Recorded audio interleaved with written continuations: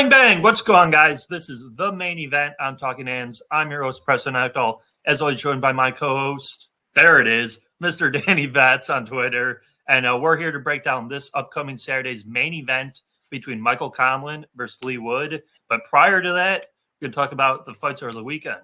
Danny, what do you think about those fights? The first fight we could talk about Chocolatito and Gonzalez against Martinez. I got one word for that fight. Levels.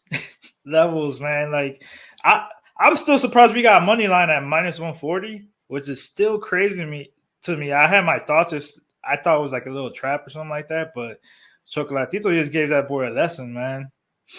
Yeah, no, I completely agree. We discussed it prior on the show, and I said this might be damn near the easiest bet of the weekend, borderline year, because his technical skill was going to be so much better. And then I saw after the fight, Martinez's people said he's not moving back up. He's going to stay down in weight, which obviously makes sense because he is not ready for Chocolatito and those level of opponents.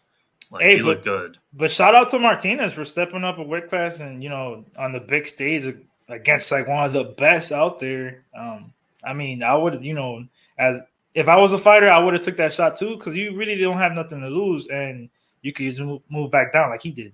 Yeah, no, I agree. It's just looking at his record, looking at the skills he presented, I didn't really see much reasoning to back him, barring a borderline early knockout. What we discussed earlier was when Chocolatito got knocked out by the guy who's going to fight Bam Rodriguez. Yes. That they thought he was, and that was like the commentary going to the fight. Oh, he's over the hill. He's too old. He can't keep it up. But disrespect, bro. Yeah, disrespect. I know. After getting robbed from Estrada, and everybody's just counting him out against a guy that's stepping up short notice, up a weight class with only 19 fights. Like that's crazy to me. I actually added a couple units right before that fight. I'm like, it was a 3-unit bet, but I'm like, I gotta add a couple more, man, because this line is crazy. I thought the line would go off, like maybe up to minus 200, but it never did. Yeah, minus 140, and then we discussed it earlier. Chocolatito by decision was plus 240, plus 250, which that was to me his win condition. So that was right. That was a great pick. I was just a little nervous, maybe like towards the later rounds he could get a stoppage, but yeah, that decision prop was definitely the move. Yeah, now we have he's not going to fight Estrada, right? Estrada's fighting Franco. Franco, yeah. I don't know. Is it official? I don't believe so, but I know that was. I think they verbally agreed and things like that, not officially, paperwork and contracts. Yeah, so hopefully Chocolatito gets back in the ring late summer, early fall, and we get that Estrada fight that needs to happen. Or he needs to get through Franco first if they fight. We'll see. I mean, I would take Estrada that fight, but that's down the line. The other bout this weekend, Friday night, we had Jose Ramirez taking out Jose Pedraza. Ramirez won the decision, kind of what we discussed on the show last week. What were your thoughts with that one? That fight, like you said, like it played out just how we talked about it. Ramirez is he's super aggressive. As soon as the bell rung, he was just all over Pedraza. And I took a little risk. I took a little sprinkle on the KO prop. I think it was plus 235. The way it started, like he was on him, like wow, right. The whole fight he was on him. But Pedraza did good, avoiding like the big shots and boxing him a little bit. But it was too much Ramirez on him, like the whole fight, nonstop.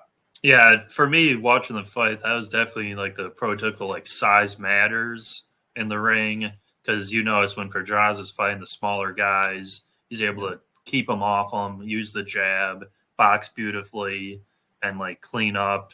He couldn't keep Ramirez off him. Ramirez just cornered him constantly, just beating up the body, and it was tough. It was a good fight. I thought it was a close fight, to be honest, but the damage, it was mounting on Pedraza. Ramirez is still kind of like that name house fighter. So a close fight, you had to think they'd give it to him. I believe they scored it 116, 112, which seemed right. Yeah, I agree. I agree with it. It's like we said, Pedraza did good. but like his shots weren't like really making you. If I was a judge, it wasn't really impressing me. Like he was doing like nice little counters here and there, but Ramirez's punches were landing better. The pressure was nonstop, relentless pressure all fight. Plus, he's in his hometown. I'm not saying it was a close fight, that was a robbery or anything like that. Ramirez clearly won, but it was just a great performance by Ramirez. Yeah, great bounce back spot after that loss to Taylor, and now Ramirez. Got to wonder what he's thinking. 140. It's not exactly the deepest of divisions. Taylor's talking about moving up still. It was discussed today. He will not give Catterall the rematch, which of course he won't. Did you see? Yeah, but supposedly he offered him a rematch at a catch weight for no titles. That's what he said, supposedly. I was laughing at that. Well, I'm not a Josh Taylor fan, so good luck with that. He won. He got his robbery out of the way last week, so we'll see. I really, like I said, Ramirez is almost in no man's land. I feel like he has to move up in weight, but if he moves up in weight, he's just going to get bullied by anyone at 147. I don't know, man. What you think about? Obviously, he'll probably get a title shot now at 140. I think he can just clean out the division pretty much until somebody comes up and challenges him for the belts. Yeah, it's just 140 is just like I was saying, there's like no big money fights. He's not the type though to chase for like the money, in my opinion. I don't know him personally, but he really wants to be champion in my eyes. Yeah, I mean, so if Taylor moves up, then the belts will get vacated, right? Because he's undisputed, and then I guess they'll do what, Ramirez versus Catterall or something like that. Catterall or Russell, who won. Yeah. So, and I would favor Ramirez in that fight as well. Same. So, I'm sure he would clean up if Taylor decides to move up in weight. But, it was a good fight. Good, nice, free fight Friday night. Good to get back. No pay-per-view, thank God. Because we got to save some of our money with these next couple months. Right. Which, funny enough, they just announced Tank Davis on pay-per-view May 28th. That was going to happen. Yeah, which I don't want to pay to watch April and May are going to be expensive. Yeah. Tyson Fury, Ugas or Spence, Bivol versus Canelo, Tank. I feel like I'm missing one. Is the Charlo fight pay-per-view? It's got to be, bro. It has to be. So, that's 5 more potential pay-per-views in the next 2-3 months, which is nuts. So that was our recap for last week. Now we can move on this week. Only one pretty notable fight on the schedule. We have Michael Conlan taking on Leigh Wood. Leigh Wood just defeated Zukan to get a belt. Michael Conlan is challenging him. I believe this fight is over in Europe, so it's going to be another early start time. I believe 2 p.m. on Saturday. DAZN should have this fight, I would imagine. What are you thinking with this one, Danny? Leigh Wood, Michael Conlan. This is kind of like digging into it. This is an interesting matchup, man, because Leigh Wood, in this matchup, he's has the better power, in my opinion. He's 25-2, 33 years old, 5'7", 67 reach. Michael Conlan is 16-0, undefeated, 30 years old, 5'8", 69 reach. Leigh Wood, in my eyes, in this matchup, you have to start fast. It doesn't matter who it is. It's important because Michael Conlan, like we talked before this video, like he has a lot of good movement, better technical boxer, good footwork. And watching a couple of his boxing matches, he's kind of inconsistent though. Like I seen a couple of things like weird about him. Like he tends to like we were talking about earlier, like he tends to like dip his head a lot low, and he's hittable. Even though he has a lot of movement, but he's still hittable. And for me, he's prone to that uppercut. If you time it right, he's gonna run right into that uppercut, and he might possibly get hurt. I don't know about a knockout, and Wood, he's good fighting off his back foot, good pressure fighter, good power. And I'm still torn on this one, but I'll tell you my pick later on. What you think about this fight? Yeah, I mean, Leigh Wood looked very good against Zukan, but to me, it almost seemed like Zukan looked very off in that bout.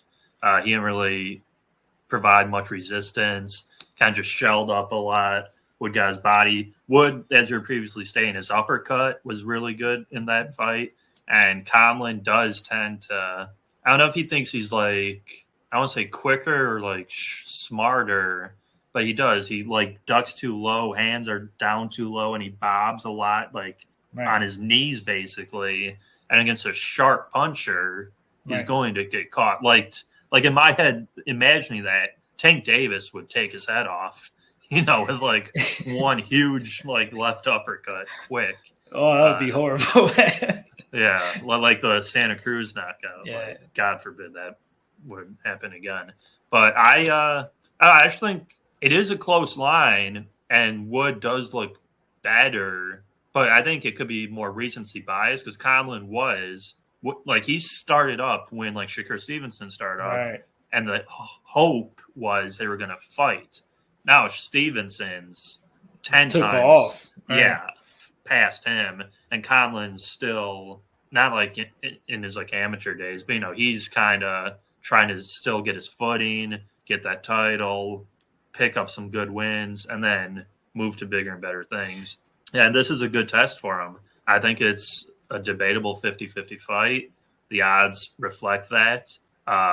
Currently, I believe it's minus 170 for Michael Conlan, plus 140 for Leigh Wood, which shows, they're thinking it's a coin flip fight. And if you guys do want to bet, you can bet with us at mybookie.ag, 50% deposit bonus on your debit or credit, 100% Bitcoin. Use that promo code PUBSPORTS, mybookie.ag, promo code PUBSPORTS to bet on this bout. It's a 50-50 fight. So I don't have a strong pick, but I think Conlan will get it done by decision. But this isn't like the Chocolatito fight like last week, where I was kind of like, I'm crazy or the odds makers know something that I don't, because Chocolatito should win this fight 90% of the time. That was the only thing scaring me, bro. With that type of fight with Chocolatito was like, put your whole bank account on. Yeah. So I'll go with Conlan by decision. What are you thinking, Danny? You kind of like proved my point in a way, because talking about Conlan coming up, like when Shakur started coming up, he kind of had, he was an Olympian and he had a lot of hype behind him. But like I said, with him being inconsistent, like he never performed like that one fight he needed. Like, oh wow, this kid's for real. Yeah. And this is a little step up for him, in my opinion. I think this is probably the best opponent he's had in probably his whole career, honestly. And like you said, it's a 50-50 fight, and I'm going with the dog in this one. This is the first time I think we disagreed. I'm taking a shot at the dog at plus 150 on my bookie. And I might sprinkle by KO at plus 425, just because this is at Wood's hometown. And we know how the judges are. We've said this before. We know how the judges are in UK with their hometown fighters. They could be a little biased, or a lot biased. You hear that? So I think Wood's going to start off great. I see him. He can win off the back foot, and he can also pressure Conlan. The only way I see Conlan winning is just outpointing him. He's not the best. He doesn't have a lot of power in his punches either. So I don't see a knockout from Conlan at all. So basically, you got outboxed Wood for, a majority part of this fight to win, in my opinion, and sway the judges in Wood's hometown. So I'm taking a dog on this one. Maybe sprinkle the KO prop. He might get one a KO in the later rounds, but I got him by decision. So I'm taking the dog. Leigh Wood, let's get it done. Yeah, I mean, the whole thing with me with this fight is Conlan can't shell up. He has to throw. Yeah. If he's not throwing punches, he will clearly lose the fight. And I think that's what's going to happen. I think Conlan's going to feel his power sometime, in the beginning rounds and shut up and try to avoid, If he's ducking his head and doing what we're talking about, with his hands down and leaving his chin up there, it could get a little scary for him in the later rounds. So we'll see. Sounding like a Chris Colbert situation. Exactly. Exactly. Yeah, the guy doesn't throw punches, just runs away basically. So yeah, that's it for this week. Danny, what were those odds again? I found them on my book at plus 150 for Leigh Wood and minus 180 for Michael Conlan. So I took the plus 150 for Leigh Wood. Okay. So Danny is plus 150 Leigh Wood. I'll take the minus 180 Michael Conlan. Found it at mybookie.ag. Promo code PUBSPORTS. Get that deposit bonus. Get that Bitcoin bonus if you deposit. And yeah, that should be it. We will see you guys next week. Real quick. Yeah, go ahead. Make sure everybody out there like the video, subscribe if you're new, leave a comment, let us know what your predictions are for this fight. If you agree with us, disagree, doesn't matter. And let's grow as a boxing community. Let's get it. For sure. As Dane said, yeah, like, comment, subscribe. We will see you guys next week on the main event on Talkin Hands. Peace.